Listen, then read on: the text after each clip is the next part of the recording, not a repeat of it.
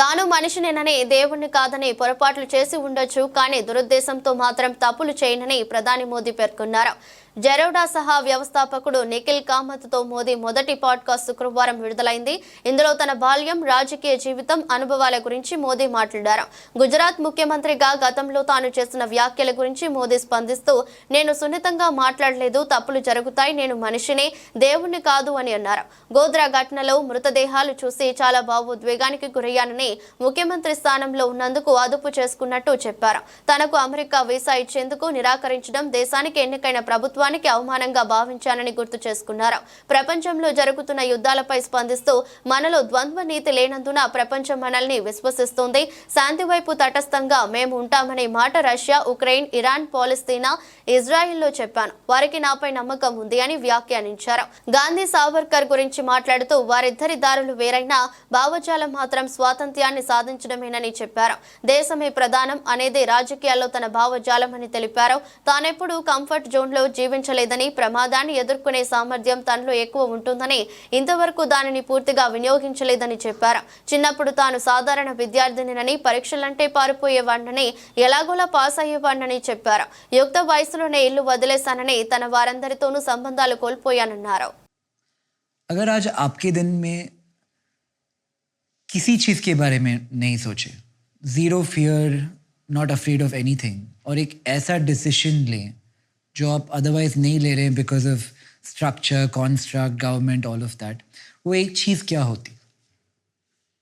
कि शायद मेरी और विधाएं समाप्त हो चुकी है, वन लाइफ वन मिशन जैसा हो गया है, इसलिए शायद मुझे, लेकिन एक चीज मैं पहले करता था जो कभी कभी मेरा मन अभी भी करता है। मेरा एक कार्यक्रम होता था और मैंने उसको नाम दिया था, मैं मुझको मिलने जाता हूं।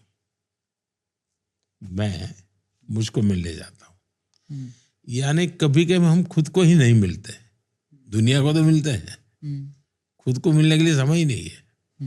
तो मैं क्या करता था, साल में कोई समय निकाल के 3-4 दिन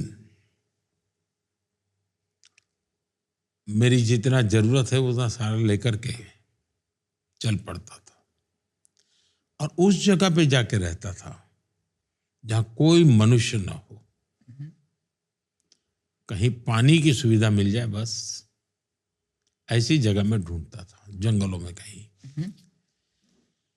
उस समय तो ये मोबाइल फोन वगैरह तो कुछ था ही नहीं, अखबार वखबार कुछ सवाल नहीं उठता था, तो वो जीवन का मेरा एक अलग आनंद होता था,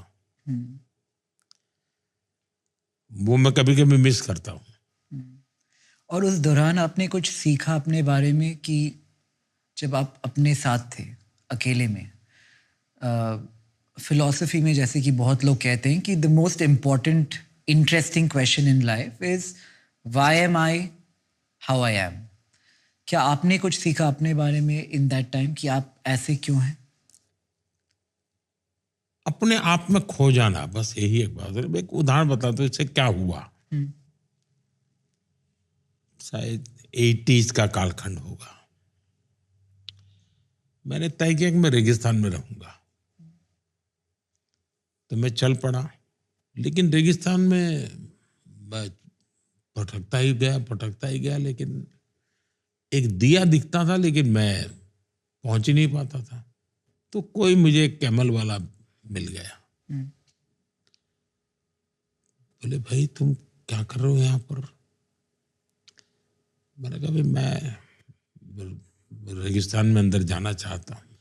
उसने कहा ऐसा करो, अभी मेरे साथ चलो, वो जो सामने लाइट दिखती है वो एक आखिरी गांव है, मैं तुम्हें वहां तक छोड़ देता हूँ, रात को वहां रुक जाना और सुबह फिर कोई वहां से तुम्हें मिल जाए तो मुझे ले गया। कोई गुलबेग करके मुस्लिम सज्जन थे, उनके यहाँ ले गया। अब वो छोटा सा गांव धोरड़ो जो पाकिस्तान की सीमा पर भारत का आखिरी गांव है, होता है 20-25 घर और सभी मुस्लिम परिवार। तो आतिथ्य सत्कार तो हमारे देश में है ही है। उनका भाई बच्चे तुम आओ भाई। मैंने कहा नहीं मुझे तो जाना है। तो बोले नहीं जा सकते रेगिस्तान में भी। तो तुम्हें अंदाज है माइनस टेम्परेचर होगा, तुम कैसे रहोगे वहाँ? अभी रात को यहाँ सो जाओ, तुम्हें सुबह दिखाएंगे। खैर रात को मैं उनके यहाँ रुका, उन्होंने खाना वाना खिलाया। मैंने कहा भाई मुझे तो अकेले रहना है, कोई चाहिए नहीं मुझे। बोले तुम अकेले रह ही नहीं सकते, तुम्हें यहाँ एक हमारा छोटा सा झोपड़ी है, तुम वहाँ रहो और उस दिन में चले जाना तुम रण में, रात को वापिस आ जाना। मैं गया, वो वाइट रण था और कल्पना बाहर का। वो एक दृश्य ने मेरे मन को इतना छू लिया। जो चीजें मैंने मेरे हिमालयन लाइफ में अनुभव की थी, बर्फ की चट्टानों के बीच में जिंदगी गुजारना, यहां मैं वो ही दृश्य अनुभव कर रहा था और मुझे एक स्पिरिचुअल फीलिंग आता था। लेकिन वो जो दृश्य मेरे मन में था, जब मैं मुख्यमंत्री बना तो मैंने वहां एक रणोत्सव बड़ा इवेंट बना दिया और आज वो टूरिज्म का बहुत बड़ा डेस्टिनेशन बन गया है और अभी ग्लोबली बेस्ट टूरिस्ट विलेज का उसको दुनिया में नंबर 1 इनाम मिला है उसको।